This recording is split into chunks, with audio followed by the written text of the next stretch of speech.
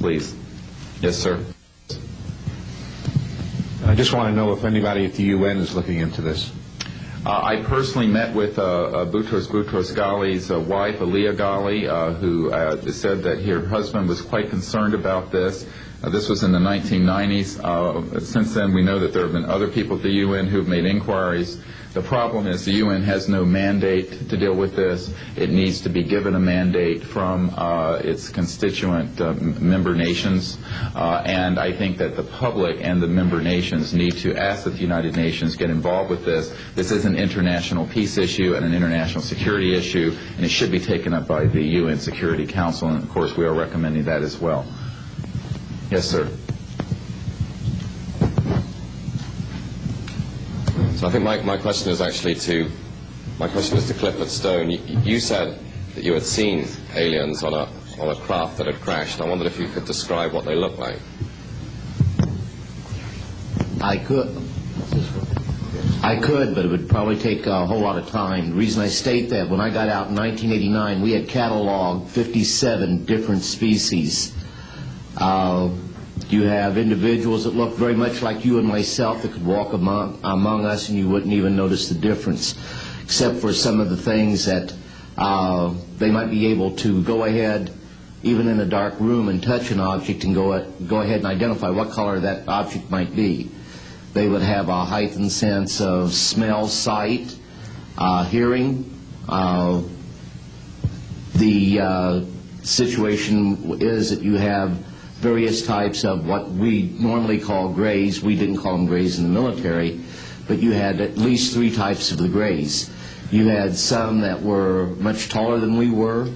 The unique thing that I'd like to point out for the most part is that the entities that we did catalog were in fact humanoid. Now this created a situation where the scientific community was trying to figure out why that would be the case, because you would expect that if life evolved on other planets, that they would take on some type of other being, so to speak, not necessarily look humanoid or be bipedal such as we are. But apparently we got quite a few of the species out there that are humanoid in appearance, and that creates a question that yet has to be answered by science. Yes, and as I call on you, please state the news agency that you were with. Yes, ma'am. Deanne Divis with United Press International. Could you please address the vehicle that there was a drawing displayed of? Why would this vehicle be on display at an air show? What is the power source that you are asserting is going to be so very useful?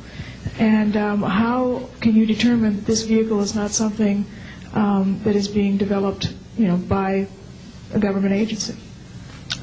In fact, I think that was the testimony. This is an alien reproduction vehicle, and just to be clear, this means that it is based on advanced anti-gravity and zero-point energy propulsion systems. Those are the propulsion systems. They are being manufactured by a consortium of companies that include Lockheed Martin, Northrop, SAIC, and other corporations. They do have superluminal capacity, in other words, faster than the speed of light capacity. I think Mr. McCandlish and other witnesses that he's identified could go into more of the technical physics of it. I'm just a country doctor from Virginia, I tell people. I mean, really. And but this is actually what is the reason it's called alien reproduction vehicle, is that it's based on the study of extraterrestrial vehicles, but it is manufactured by human military intelligence aerospace contracting arrangements, and this is very important. It means that we, Homo sapiens, have the ability to access this so-called zero-point field of energy, which is the ambient field of energy from which all matter and energy is fluxing, and can access that energy and generate all the power we need to run this planet without fossil fuels or pollution. Do you have any direct evidence, though, that this, I mean, we're talking about the same government that so appropriately named a snooper program Carnivore. So just because it's named the alien reproduction vehicle, considering the history and the questions that have been existing for such a long time about flying saucers, I mean, do you know, is there any direct reason to believe that this is actually derived from technology? Any of the witnesses who can attest to that? And how would this, a propulsion system, a rocket engine doesn't necessarily translate into electricity. Can you elaborate on that? Well, the first part of your question, I would say that the testimony of witnesses we have, some of whom are here, others that are not here, but they're in the briefing materials, is that we have studied specifically extraterrestrial vehicles which have been retrieved. The breakthroughs in that research have led to applications that have led to the building of this and similar anti-gravity devices, and that, in fact, this can be proven in open testimony before Congress, and that is exactly what we are calling for. We have the witnesses to establish this, and they also have the documents and the specific details of the propulsion systems. But this is not a jet internal combustion system at all. It is actually kicked in by a type of electric power source, and it then accesses this ambient zero-point energy field that is responsible for all matter and energy existing, and by special configurations and what have you, it causes a cancellation of mass inertia and an anti-gravity effect. And this is a complex technical discussion which is probably beyond the scope of this conference, but we have materials in the briefing document that we can provide you with references to people who have studied the anti-gravity effect as far back as certainly the 1950s. We have one witness who says that his family was connected to the RAND Corporation, and that by the mid-1950s that more money had been spent on anti-gravity propulsion systems than the totality of the Manhattan Project. So yes, we can establish those elements. Other questions? Thank you. My name is Murray Felsher. I publish a newsletter downstairs here called the Washington Remote Sensing Letter that deals with reconnaissance and surveillance of the Earth from space.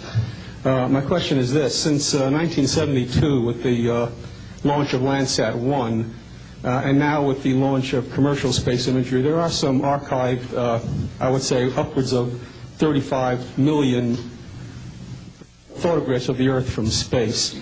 And not one of them has shown a flying saucer. Are you suggesting that these have been airbrushed out? We're suggesting that there is a system before the public gets hold of anything that's off of a government-connected satellite. There is a compartmented operation that does indeed sanitize them from this type of evidence. And I think the testimony of